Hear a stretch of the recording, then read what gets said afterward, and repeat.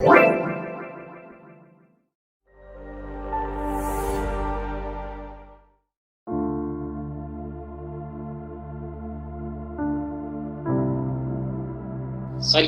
à vous, distingués serviteurs de Dieu. Nous sommes heureux de vous revoir encore une fois de plus dans ces grands thèmes chrétiens: que faire face aux inventions mondaines actuelles.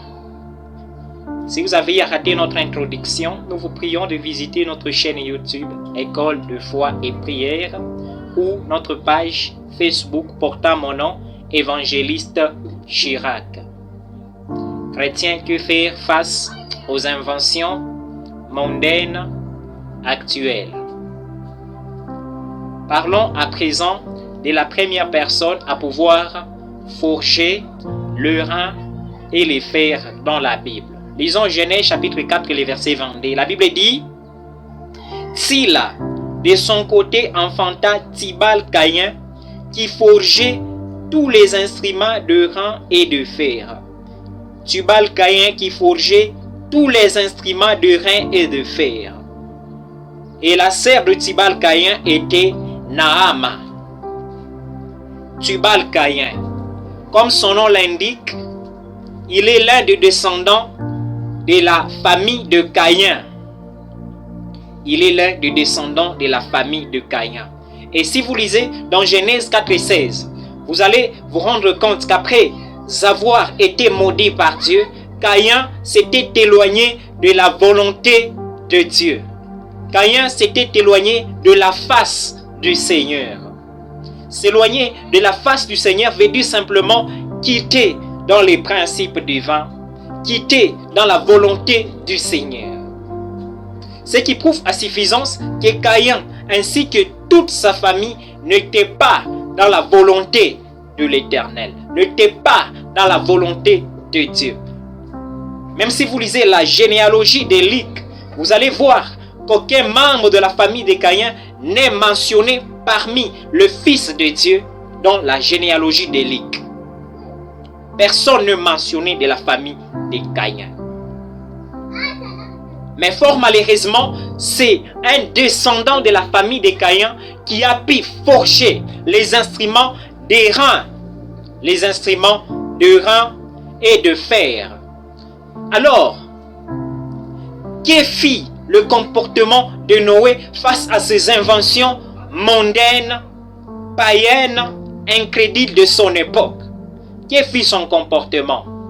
Lisons deux versets dans Genèse chapitre 6. Le premier verset, c'est le verset 14.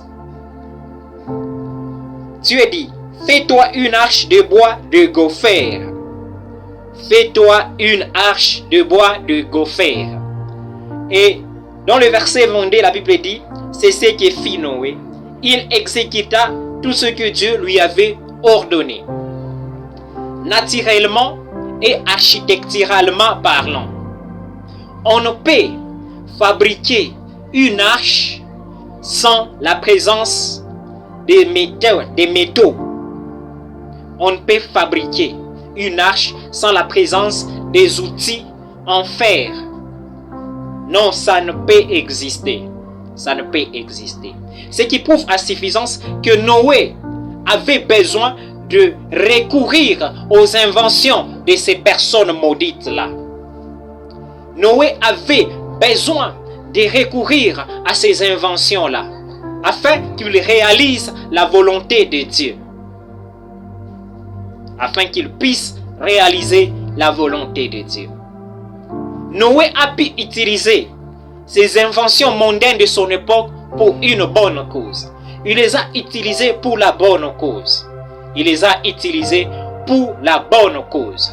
Comme Noé bien-aimé, nous sommes censés utiliser les inventions mondaines actuelles, les inventions technologiques actuelles pour la bonne cause. Pour la bonne cause. Comment est-ce que toi, un enfant de Dieu, tu peux être sur Facebook en train de publier des futilités, en train de faire la promotion de ta beauté? L'objectif de ces personnes, lorsqu'ils inventaient ces outils technologiques, c'est qu'ils voulaient nous déconnecter de la Bible.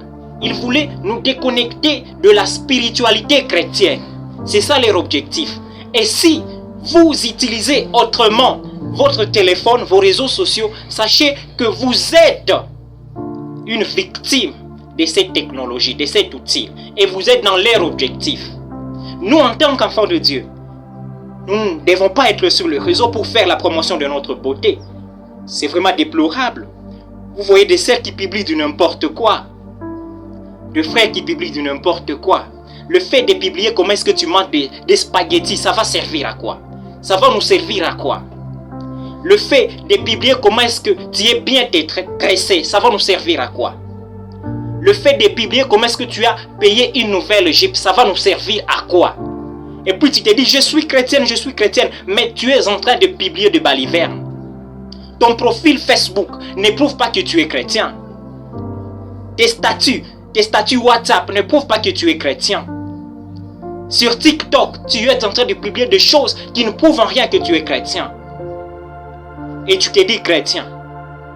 Tu te dis chrétien. Tu dois utiliser les outils actuels, les inventions mondaines pour la bonne cause, pour la cause du royaume.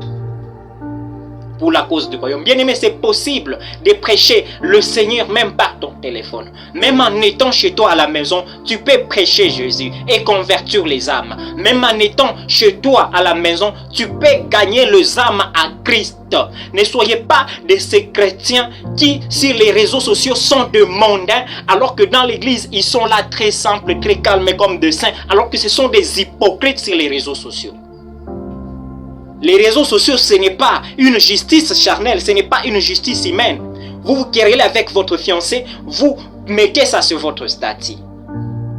Vous vous querellez avec votre ami, vous mettez ça, vous postez ça. Des sex tapes aujourd'hui, c'est compliqué. N'en parlons même pas. Des sex tapes. Des sex tapes. Des chrétiens qui publient ça. Et puis, vous allez voir que de telles vidéos ont beaucoup de vues et de likes. Et qui aiment ça? Ce sont des chrétiens. Ils aiment suivre des balivernes. Alors que nous prêchons là, la plupart s'ennuient. La plupart s'ennuient. Mais lorsqu'il s'agit de comédie, ils sont là, en train de checker, en train de commenter, en train de rire, en train de mentionner leurs amis, en train de partager. Et vous vous dites chrétien. Bien aimé, même votre Facebook doit démontrer que vous êtes chrétien. Même votre TikTok doit démontrer que vous êtes chrétien. Vous devez être chrétien partout. Sur Facebook, soyez chrétien. Un chrétien, c'est celui qui vit comme Christ. Or, Christ étant sur la terre, il prêchait le royaume de Dieu. Il prêchait l'évangile. Soyez des chrétiens sur Facebook.